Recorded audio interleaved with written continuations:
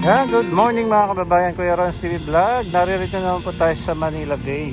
Ayan, at po ang itsura ngayon ng Baywalk. Tirik na yung araw, no?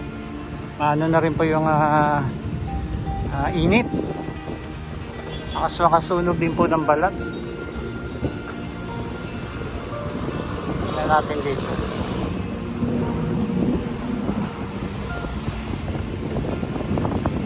Alright, so far nabawasan na rin po yung mga basura, no? Kaya naagad din naman po kasi ng mga Manila Bay Warriors. At tapos kasalukuyang andun pa sila, nangungulekta pa ron sa kabila.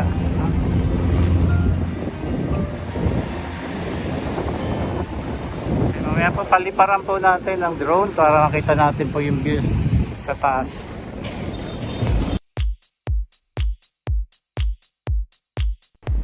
Okay, ito na po yung ating view, no, via drone.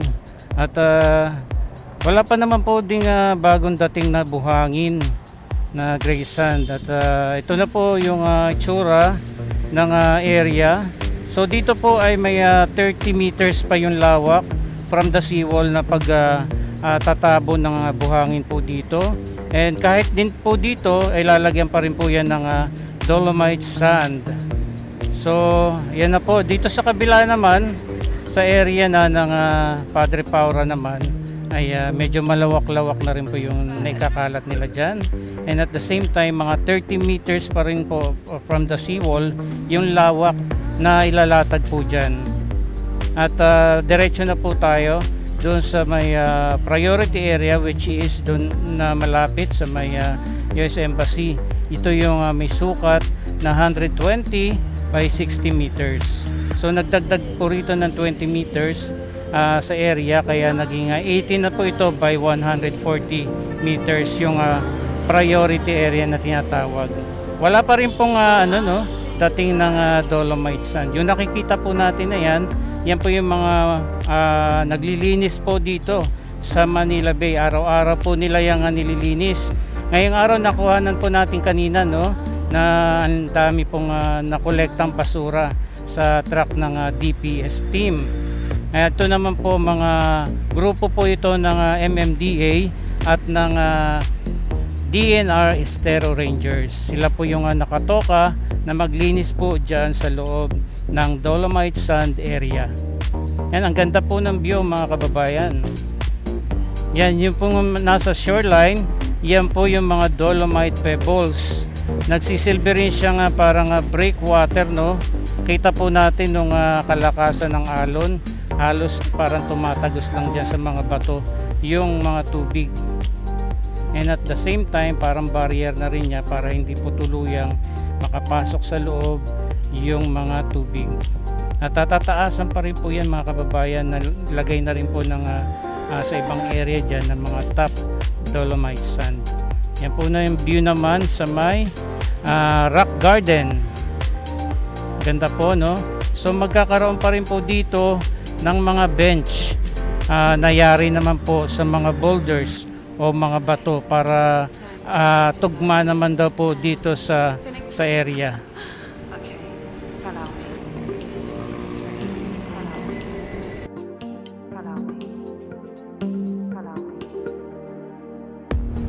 And according po sa source na ating nakalap, by the end of July ay bubuksan po itong area. I think ito lamang po dito sa may priority area ang bubuksan. Hindi rin po natin sure kung matatagalan ang pag-open or katulad po ng dati na 2 days lang na binuksan. Pero according sa ating nakalap na information ay by the end of July bubuksan daw po itong area. Yan sa may dolomite sand.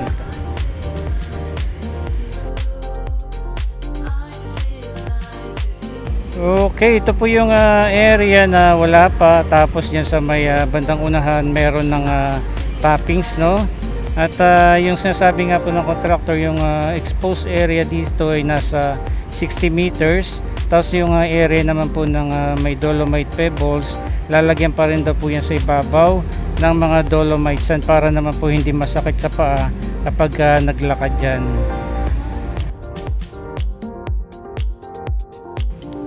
Magkakaroon daw po dito ng malaking parang billboard, no? Tapos merong pinapakita ng mga photos ng before and after dito sa rehabilitation ng Manila Bay. And meron din pong parang picture taking area according po sa contractor na nakausap po natin. Tapos magkakaroon dito ng malaking gate na kung saan tanaw na tanaw daw po itong area ng may Dolomite Sand. And of course, marami pong CCTV and mga marshal na nagbabantay po dito sa beach area.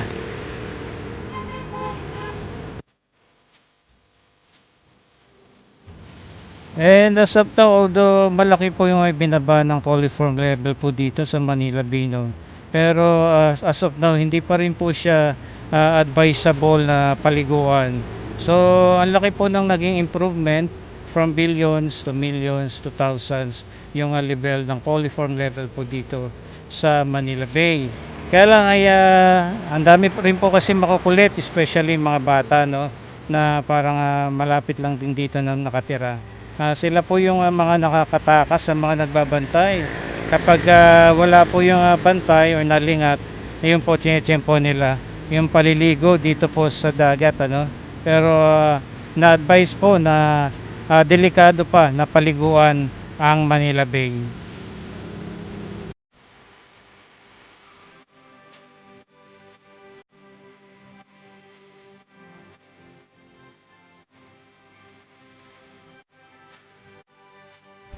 And kahit ilang bagyo na rin naman po yung dumaan, ano, nakita po natin na talagang matatag yung Dolomite Sand dito. Actually, ang nangyari nga po before is kapag malakas yung alon, yung hangin, bagyo dito sa ating lugar, wash in yung nangyayari, so wala po talagang wash out.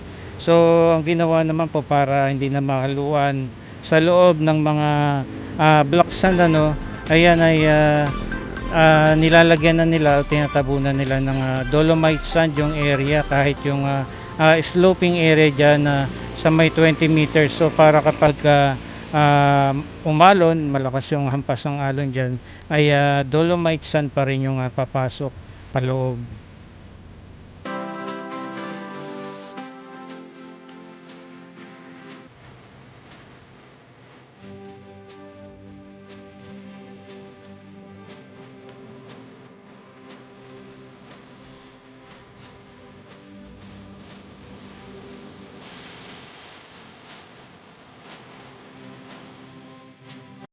And puntahan naman po natin itong ginagawang comfort room po dito sa Baywalk. So sa mga mamamasyal po dito, sa mga di nakakaalam, dito po yung area ng comfort room po natin, malapit dito sa Padre Paura. Pero meron pang isang ginagawa doon naman malapit papuntang Manila Yacht Club.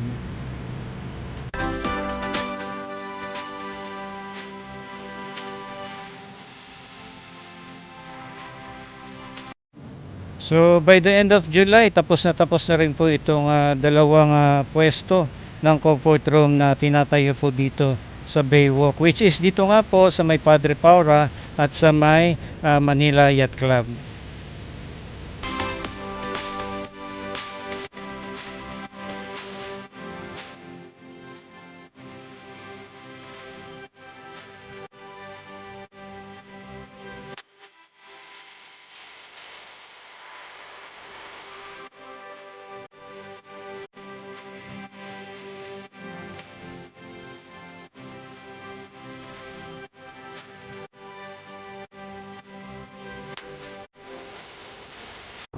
Okay, as of now, ito po yung update natin sa Manila Bay Rehabilitation Project. Patuloy po si Keros TV Vlog na magbibigay update po sa mga kaganapan po dito. Sa mga hindi pa po nakasubscribe dyan, pakisubscribe na lang po na ating channel and pa-like and share na rin po. And God bless po sa ating lahat. Mabuhay po tayo.